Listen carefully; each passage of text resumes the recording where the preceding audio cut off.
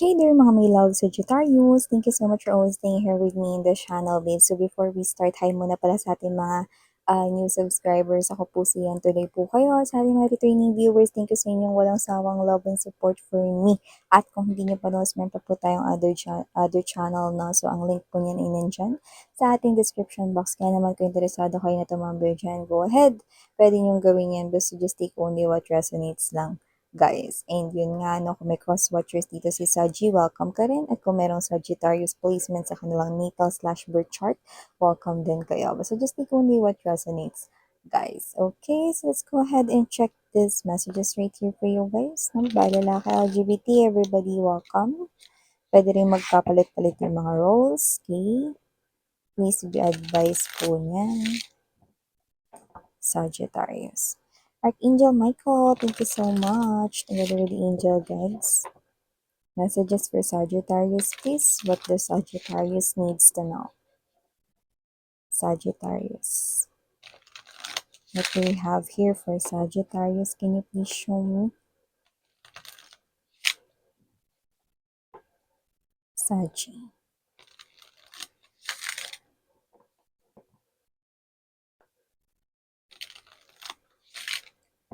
Okay, so let's go ahead and check this mga mensahe para sa iyo, Sagittarius. So guys, you do have here the energy of Strength card.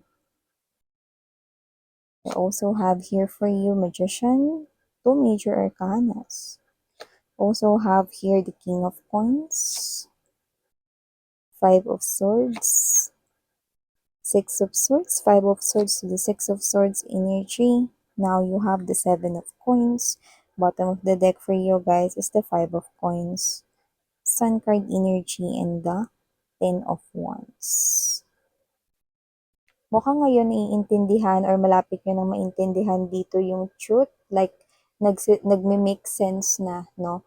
Kung bakit rito nangyari yung ending with you and your person, or kung bakit nangyari yung iba na pwedeng wala namang kinalaman sa love, no? Kung bakit nangyari yung something na parang tragic for you, no? Or like a tragedy for you guys, no, in the past, no? So nakikita mo na ng malinaw ito, no?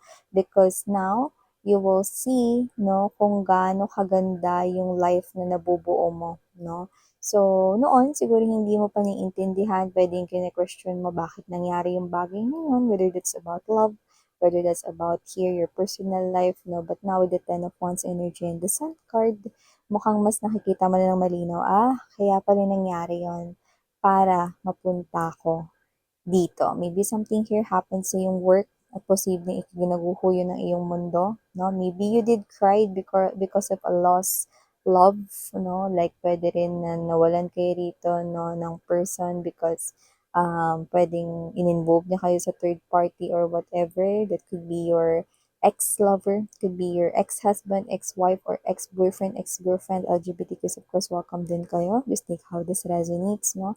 Or maybe this is you, no, pwedeng tinatanong mo dati kung ba't nangyari itong situation na to sa iyong life. But now, it gets clearer and clearer kung ba't yun nangyari, no? Because you are now seeing how beautiful your life is right now, no? Or, patapak pa lang kayo rito, no? Pero makikita mo yun, no? To the point na ayoko nang umalis dito.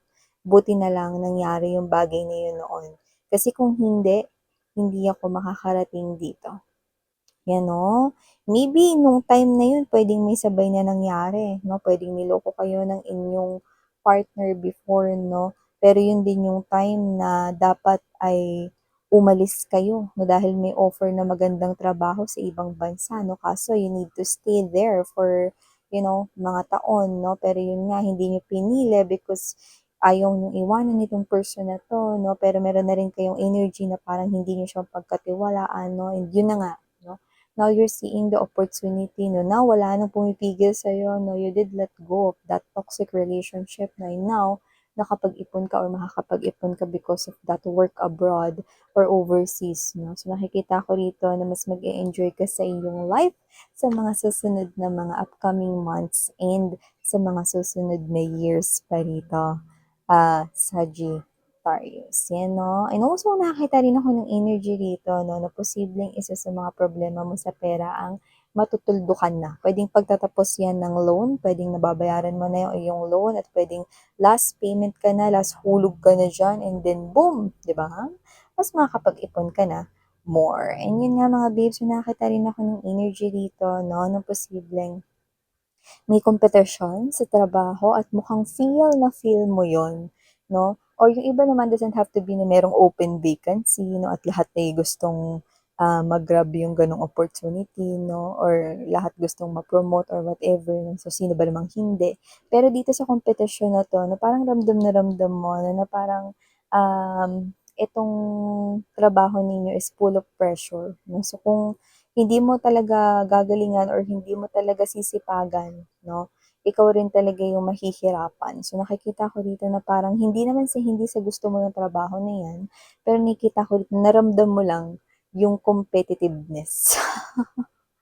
Pero given by the trabaho, kung 'yang ang trabaho ninyo mga babes 'no, alam mo na 'yan ay yung iba kasi parang kung saan kayo nagtatrabahong kumpanya medyo kilala or matagal ng well-established 'yan. 'Pag nabanggit 'yang pinagtatrabahuhan ninyo 'no, puwedeng, malabo na hindi 'yan makilala, 'di ba? Kasi sa nakikita ko dito isa 'yang tanyag 'no, na kumpanya 'no, ano man 'yan. So nakikita ko dito na talagang busy yung mga galawan diyan 'no. So, ano bang mga tanyag 'no, you know yung mga kilalang mga brands, 'di ba, possible that you are working here sa brand or baka naman 'yan ay klase ng energy na parang in demand 'no, puwedeng pagkain 'yan or isa sa mga pangunahing pangangailangan ng tao, yung mga gano'n. So, nakita ko dito na parang everybody is working, everybody right here is parang alam mo yun, na they are also competing with each other, 'no? Kasi siyempre maybe there's a promotion here 'no, na parang gusto nila magpakitang gilas din 'no, so ito na yung time to do that 'no. So,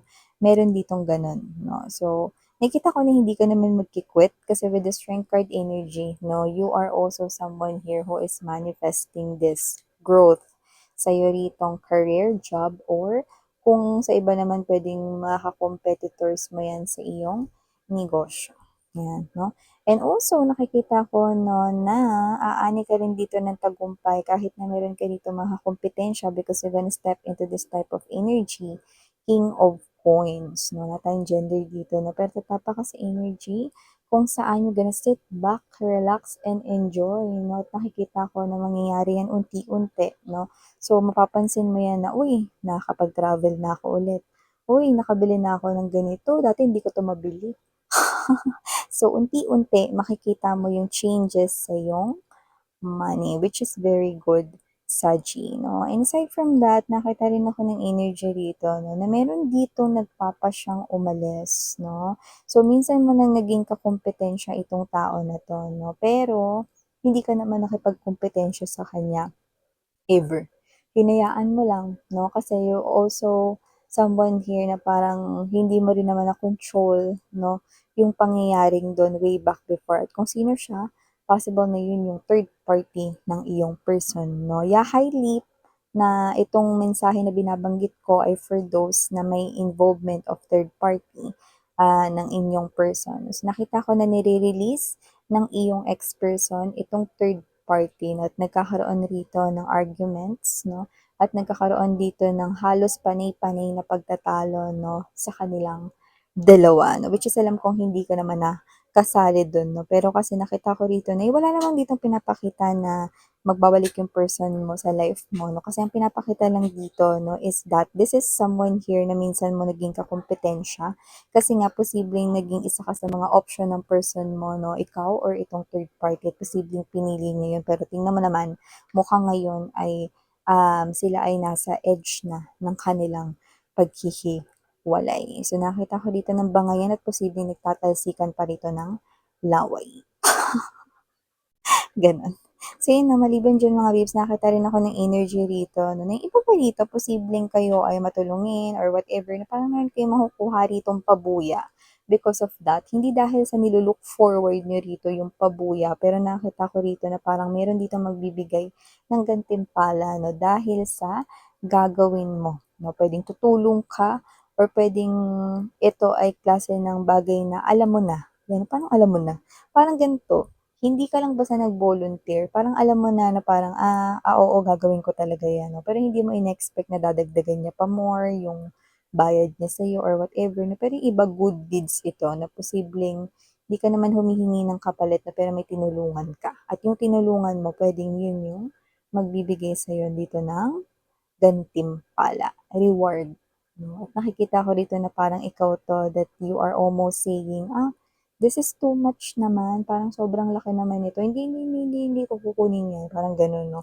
Pero take it, okey?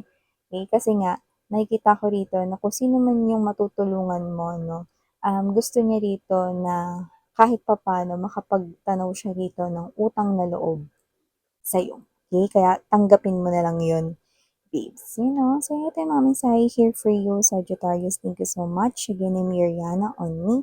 Salang hiya, love and light. Ayun.